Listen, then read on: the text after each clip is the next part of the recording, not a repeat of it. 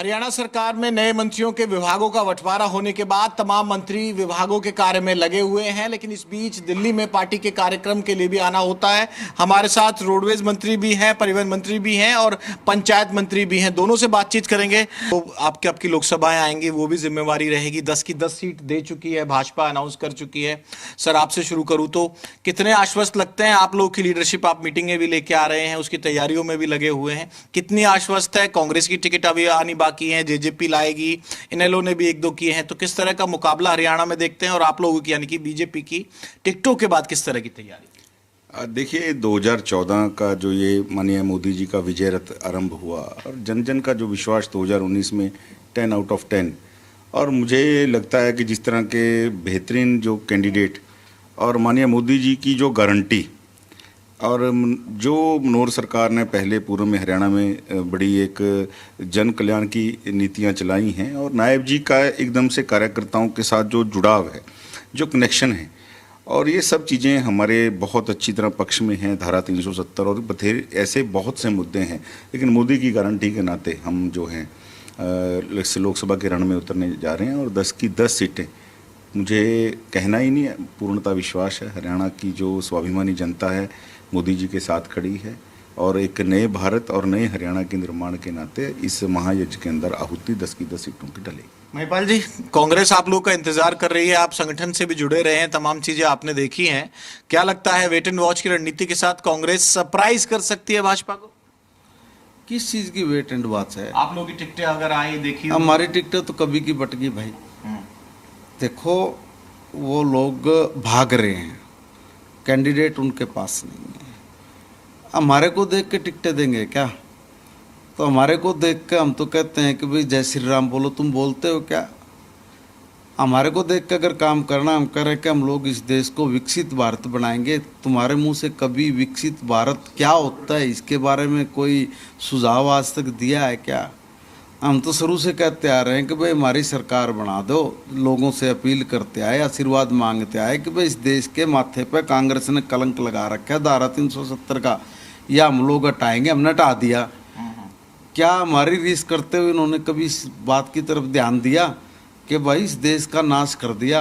इस देश में धारा 370 के कारण लोग मारे गए हैं, घर बर्बाद हुए हैं, तो तुम उसको भी हटा लेते।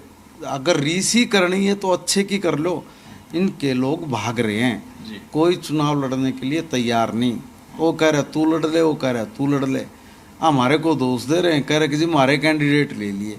तुम्हारे कैंडिडेट कहाँ से ले लिए भाई? उनका दम घुट रहा था वहाँ पे, वो सब आकर बाहर बयान दे रहे हैं कि जी हमारा दम घुट रहा था, बहुत बुरी हालत थी, हम तो जी गए, हमने तो अब खुली हवा में सांस लिया है।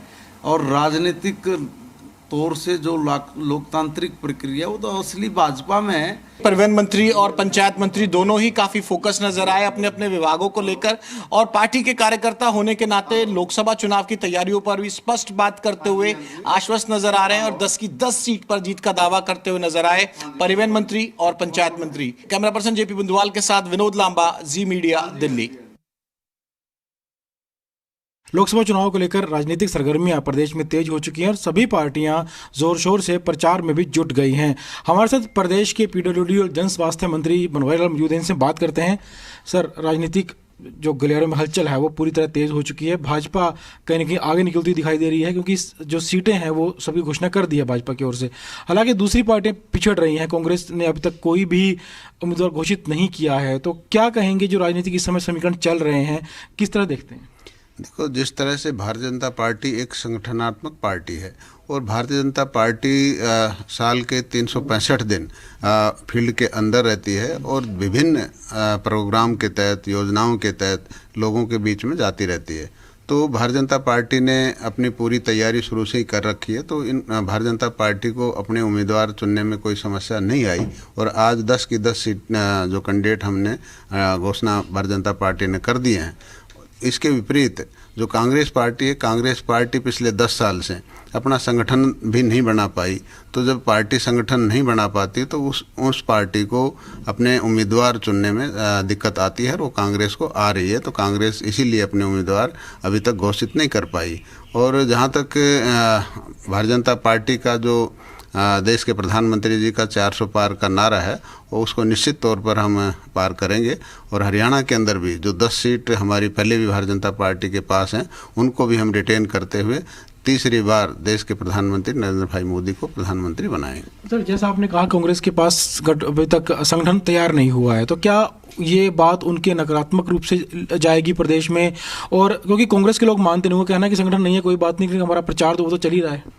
देखो, प्रचार तो सभी पार्टी करते हैं, लेकिन संगठन के बगैर कोई भी पार्टी चुनाव नहीं जीत सकती, आपको भी पता है इस बात का। तो संगठन बहुत जरूरी है। किसी भी पार्टी का जो संगठन होता है वो रीढ़ की हड्डी होता है, कार्यकर्ता पार्टी की रीढ़ की हड्डी तो होती है। मुख्य कारण आप क्या मानते हैं कांग्रेस का, जो उनके उम्मीदवार अब तक नहीं घोषित हुए हैं, क्या करना है? पार्टी जो कांग्रेस पार्टी है, पिछले 10 साल से जो उनकी गुटबाजी है, आपसी नेताओं में जो मतभेद हैं, उसकी वजह से उनका संगठन नहीं बन पा रहा। और आज की तारीख तक भी उनका आपस में कोई तालमेल नहीं है, कोई मतलब आपस में कोई उनका वो नहीं है। इसी की वजह से उनका जो टिकटों में भी डिले हो रहा है और संगठन भी इसलिए नहीं बन पाया। लेकिन इन चुनाव में एक खास बात और है कि पहली बार आम आदमी पार्टी चुनाव लड़ रही है और कांग्रेस और आम आदमी गठबंधन में है।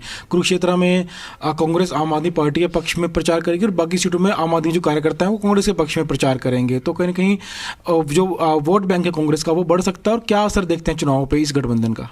देखो, मेरे को ऐसा कुछ खास प्रभाव नहीं दिख रहा।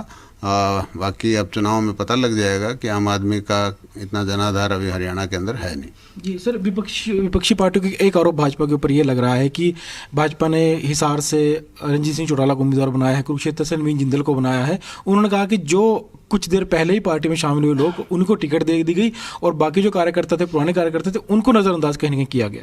देखो, ऐसा नहीं है, ये सब पार्टियों में चलता है। कोई उम्मीदवार किसी पार्टी में चुनाव के टाइम आता है, कोई जाता है, तो ये कोई नई बात नहीं है। और जहाँ तक हर पार्टी सोचती है कि जो हमारा चुनाव जीतने वाला कोई उम्मीदवार हो उसको पार्टी टिकट दे देती है। जी, एक और सवाल था कि भाजपा और जेजेपी का गठबंधन रहा, 4.5 साल तक प्रदेश में सरकार चलाई। हालांकि अब गठबंधन नहीं और दोनों पार्टियां आमने सामने होंगी चुनाव में, लोकसभा चुनाव में दोनों पार्टी के उम्मीदवार होंगे। तो इस समीकरण को आप कैसे देखते हैं? क्या संदेश लोगों की जनता में जाएगा और दोनों पार्टियां किस तरह से एक दूसरे के खिलाफ चुनाव प्रचार कर पाएंगी, क्योंकि दोनों ही गठबंधन में रही हैं? देखो, ऐसा है, चुनाव से पहले भी जेजेपी ने भारतीय जनता पार्टी के खिलाफ चुनाव लड़ा था। ये तो सरकार चलाने के लिए गठबंधन हुआ था। और जहाँ तक गठबंधन की बात है, वो हाईकमांड इस बात का फैसला करती है कि आगे गठबंधन से चुनाव लड़ा जाए ना लड़ा जाए, तो ये हाईकमांड का फैसला है। एक आखिरी सवाल है, एक जातीय समीकरण क्योंकि चुनाव में काफ़ी अहम रहते हैं और हालांकि सभी सीटों पर भाजपा ने घोषणा कर दी है सीटों की। जैसे कि अगर अंबाला सीट को देखें, सिरसा सीट को देखें, जहां पर जो दोनों नेता खड़े हुए हैं वो दोनों दलित चेहरे हैं, दलित नेता माने जाते हैं हरियाणा के। दूसरी ओर कांग्रेस की ओर से कुमारी सैलजा इन दोनों सीटों में किसी एक सीट पर चुनाव लड़ सकती है, वो भी एक दलित चेहरा है प्रदेश की। तो क्या मानते हैं कि इन दोनों सीटों पर वो टक्कर दे पाएंगी? देखो, ऐसा है, मैंने अभी कहा कि भारतीय जनता पार्टी के किसी भी उम्मीदवार को चुनाव में कोई दिक्कत नहीं आने वाली, क्योंकि 10 साल के अंदर प्रदेश सरकार ने और केंद्र सरकार ने जिस तरह के जन कल्याणकारी कार्य किए हैं और आम जनता को जो सुविधाएं उनके घर बैठे दी हैं, उससे जो जनता है वो भारतीय जनता पार्टी के पक्ष में मतदान करेगी। तो इसमें कोई दिक्कत कहीं आने वाली नहीं है। जी, शुक्रिया सर। तो ये थे प्रदेश के जन स्वास्थ्य पीडब्ल्यूडी मंत्री बनवारी लाल, जिन्होंने चुनाव को लेकर बात करते हुए कहा कि चाहे कोई भी पार्टी हो, गठबंधन हो, भारतीय जनता पार्टी हरियाणा में सभी 10 सीटों पर चुनाव जीतकर और केंद्र में प्रधानमंत्री मोदी की सरकार बनाएगी। वीडियो जर्नलिस्ट राहुल दीवान के साथ विजय राणा, जी मीडिया, चंडीगढ़। हमारे साथ हरियाणा प्रदेश कांग्रेस के अध्यक्ष चौधरी उदयभान मौजूद हैं, इनसे बात करते हैं। सर, सबसे पहला सवाल तो यही है कि भाजपा ने सारे उम्मीदवार घोषित कर दिए हैं 10 की 10 सीटों पर, कांग्रेस ने एक भी उम्मीदवार घोषित नहीं किया और तरह तरह के जो आरोप हैं दूसरी पार्टी की ओर से वो कांग्रेस पर लगाए जा रहे हैं। अभी कहाँ समय निकल गया क्या? अभी तो 25 मई को चुनाव होने हैं, 29 अप्रैल से नॉमिनेशन शुरू होगा। हमारे अप्रैल के फर्स्ट वीक में कैंडिडेट आ जाएंगे। तो देरी की वजह क्या रही? क्योंकि अगर हम भाजपा की बात करें तो आपको देरी लगती है, ये हम पार्टी देखेगी। हमारी रणनीति है कब हमें लिस्ट जारी करनी है, कब हमें कैंडिडेट देने हैं, कैसे फील्ड करने हैं, हमें समय मिल रहा है। हम ठीक से मंथन कर रहे हैं एक एक सीट का और हम ठीक ढंग से मजबूत आदमी देंगे वहाँ। आरोप तो इस तरह लग रहे हैं कि जो भी हरियाणा कांग्रेस के जो बड़े चेहरे हैं कांग्रेस के, वो सब लोकसभा चुनाव नहीं लड़ना चाहते। कितनी सच्चाई है इन बातों पर और कौन कौन से जो सीनियर नेता हैं प्रदेश कांग्रेस के चुनाव लड़ेंगे? प्रदेश कांग्रेस के सभी मजबूत चेहरे जो चुनाव लड़ेंगे। जी, इसके अलावा जो जो और भी जो कि अब क्योंकि पार्टी में अभी तक उम्मीदवार घोषित नहीं हुए, एक भी नहीं हुआ है। राव बहादुर हैं जेजेपी के उम्मीदवार, वो पहले कांग्रेस में थे, कांग्रेस छोड़कर जो जेजेपी में आए, और कहा कि उन्हें भी आश्वासन मिला हुआ था टिकट का, और कई लोगों को आश्वासन दिए जाते हैं हर एक सीट से कांग्रेस की ओर से, तो कार्यकर्ता जो समझ नहीं पाते कि कांग्रेस को किसको टिकट मिलेगी। उनको संतोष नहीं था ना, अभी तो कांग्रेस में टिकट बटी नहीं, तो उनमें न संतोष था न सब्र था, या कोई और कारण होगा जैसे कि वो छोड़ करके वो जेजेपी में चले गए। तो ये थे प्रदेश कांग्रेस के अध्यक्ष चौधरी उदयभान, जिन्होंने कहा कि जल्द ही कांग्रेस जो है लोकसभा सीटों पर अपने उम्मीदवार उतारेगी, और उसको लेकर बैठकें जो है वो चल रही हैं, और अप्रैल के पहले हफ्ते में सभी सीटों पर उम्मीदवार उतार दिए जाएंगे। वीडियो जर्नलिस्ट राहुल धीमान के साथ विजय राणा, जी मीडिया, चंडीगढ़।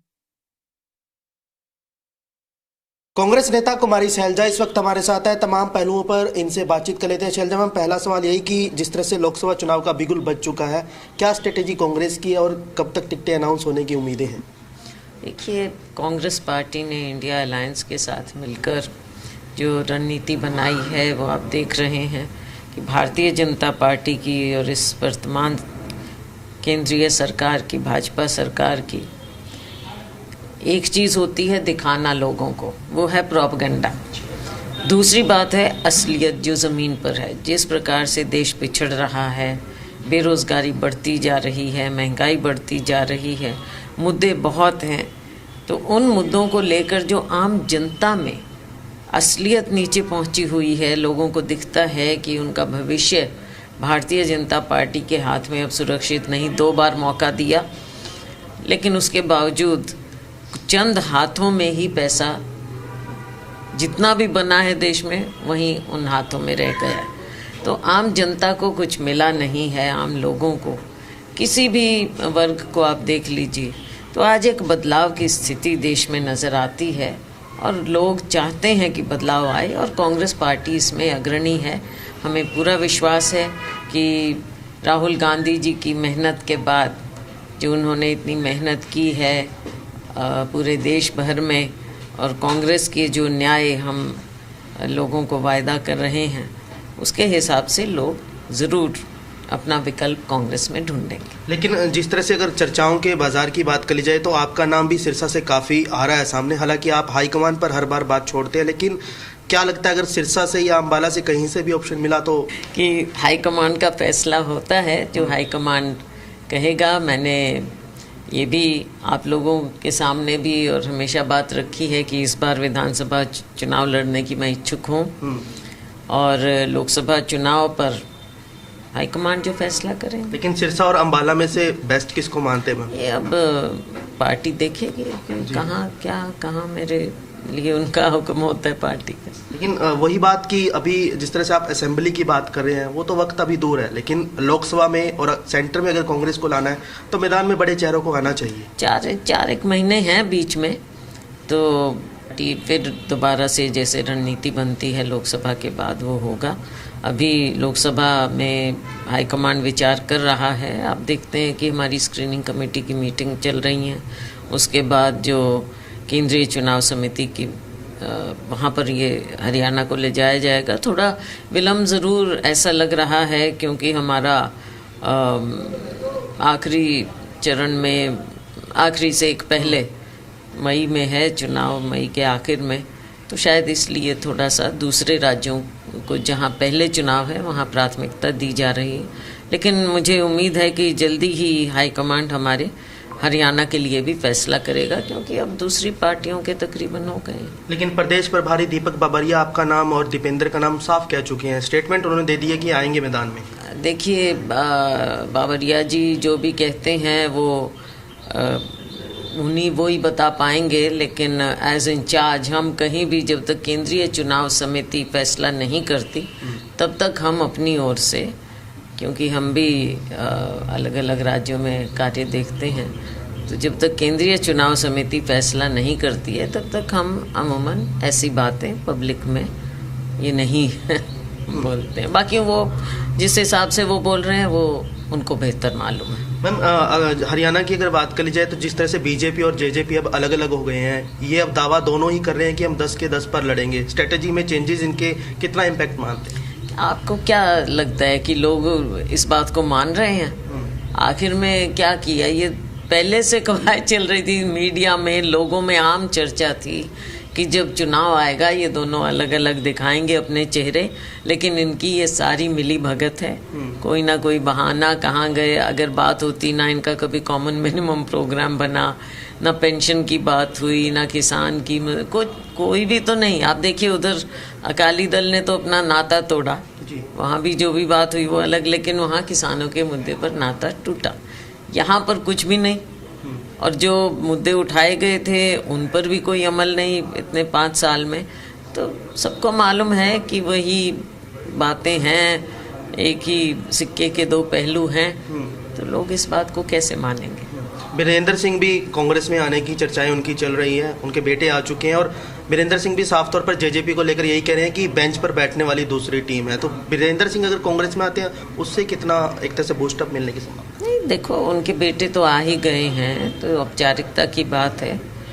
और जो वीरेंद्र सिंह कांग्रेस पार्टी के बहुत पुराने दिग्गज नेता रहे हैं, सब जानते हैं। अब जिन भी कारणों से ये पार्टी छोड़कर गए, जो भी है, लेकिन आज के दिन हम स्वागत करते हैं। और विजेंद्र सिंह जी को खुद हाईकमांड के लेवल पर, हमारे राष्ट्रीय अध्यक्ष के लेवल पर ज्वाइन करवाया गया है। तो मुझे पूरा विश्वास है कि फिर से कांग्रेस पार्टी, जो हमारे साथी छोड़कर गए, वापस आए, हमने खुला निमंत्रण दिया हुआ है, और भी लोग लाइक माइंडेड लोग आएँ और पार्टी में ज़रूर मिलजुल कर हम चुनाव लड़ें, तो और मजबूती से हम लड़ेंगे। ब्रजेंद्र सिंह के लिए भी हिसार सीट से दावा किया जा रहा है। मैम, गृह क्षेत्र आपका है, हिसार सीट में अगर ब्रजेंद्र आते हैं तो भारी पड़ेंगे मैम? देखो, वो यहाँ से वर्तमान में एमपी हैं और सिटिंग एमपी हैं, हाईकमांड के माध्यम से आए हैं, और इनका परिवार भी, ये भी यहाँ से मजबूत रहे हैं, इसमें कोई दो राय नहीं है।